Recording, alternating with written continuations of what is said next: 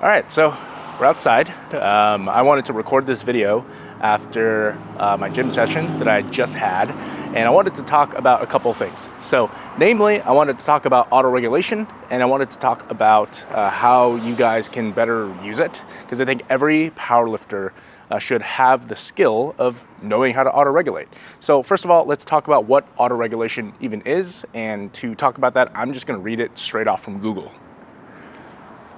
Okay, so autoregulation in a powerlifting or a exercise context just refers to a training strategy that involves adjusting the intensity and volume of workouts based on your daily physical readiness rather than adhering to a fixed plan.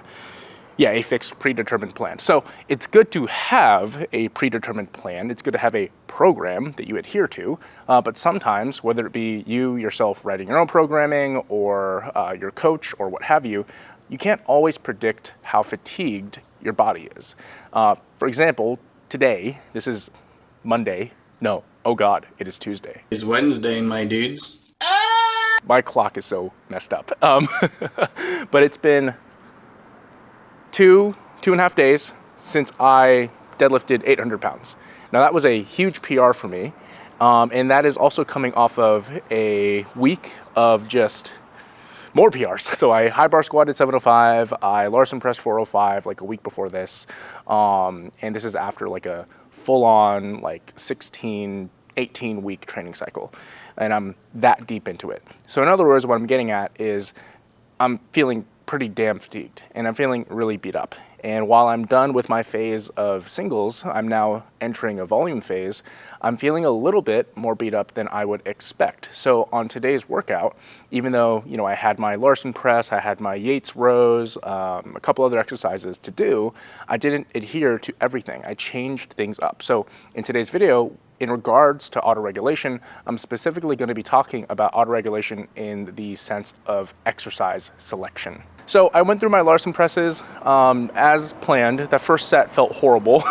My shoulder was really killing me, but I think that set allowed me to warm up better for the last two, so started feeling a lot smoother going into the last 2/3 of my Larson press workout. Now, after this, I was supposed to do Yates rows, and I really, really, really love Yates rows, but after deadlifting 800 pounds, my lower back is pretty freaking smoked right now, and my shoulder is just not really agreeing with me. I have this lingering shoulder injury from when I was like 17 years old, and I was dumb and decided to AMRAP a deadlift after already hitting like a huge PR the previous day. Yeah, 17-year-old Andrew had some problems, and he didn't know anything about autoregulation and fatigue management, which is why we autoregulate in the first place, so that we can manage fatigue. So in today's workout, to manage fatigue, instead of doing Pendlay rows, which kind of do a number on your lower back, they're not crazy fatiguing, and I'm not trying to fearmonger and tell you guys that you shouldn't be fatigued. Fatigue is good. Any workout you go through, you're gonna accrue some amount of fatigue, and it's on your program design and structure and recovery to mitigate that fatigue throughout the weeks and various levels of whatever. Not the point of this video. Managing fatigue is good. Fatigue itself is good, but you need to manage it at the end of the day so that you show up stronger on the days that count. So instead of doing Pendlay rows, which are a bit fatiguing on the lower back, I opted to do some pull-ups instead. Mainly because I'm tired.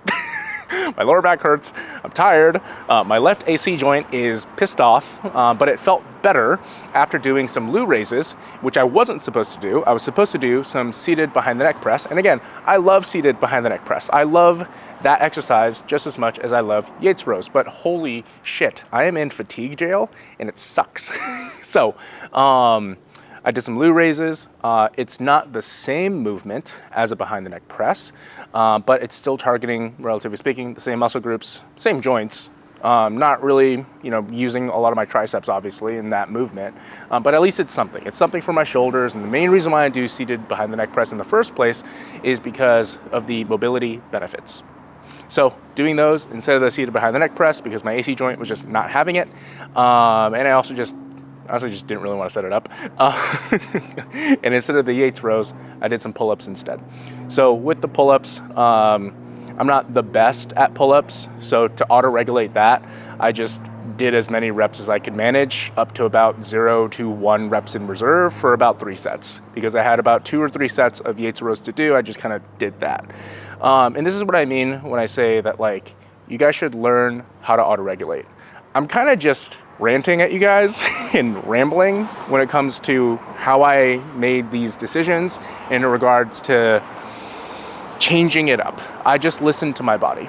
And I think there's a difference between listening to your body and making those changes and auto-regulating, and then there's just being lazy or being, for lack of a better term, just kind of a pansy and not training hard.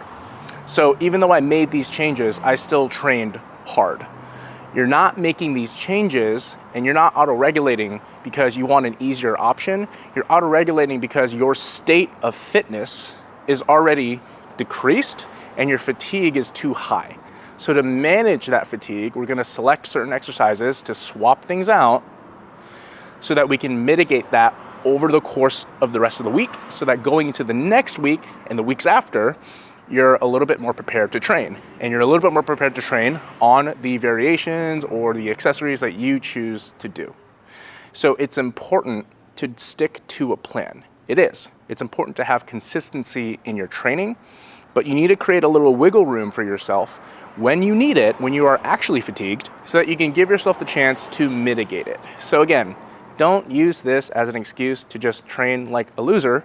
Be the Chad that you're meant to be, train hard, and stick to your routine while giving yourself a little bit of that wiggle room. Now, when I make these changes, I try not to do this often because, yeah, I want to stick to my program.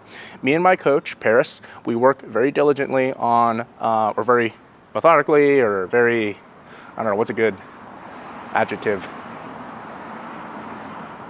We work very specifically and we work very intentionally on the design of my program. And when I utilize certain accessories or train certain accessories, I want to do them. I do. But, you know, again, you can't control every single variable of your life. Sometimes you enter your training a little bit more fatigued than you'd like, and you need to make those changes.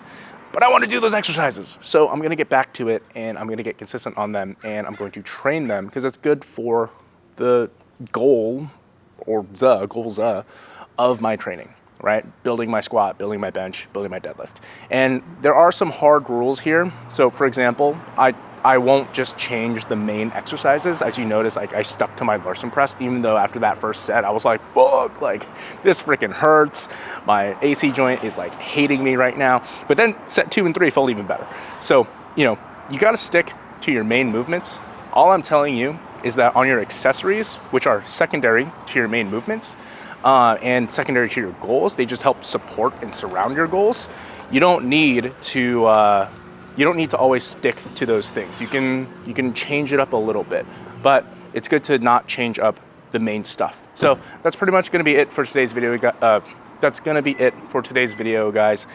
Keeping it really short. I'm very hungry because I just got back from the gym, so more motivation for me to wrap this up. I'm gonna go eat, and yeah, I guess I'll just get to editing this and posting it out whenever it's ready. Thanks for sticking around. Like the video if you like the video, subscribe if you want to see more, comment if you have something to say, questions, comments, concerns, whatever. All right, I'll see you guys in the next video. Peace.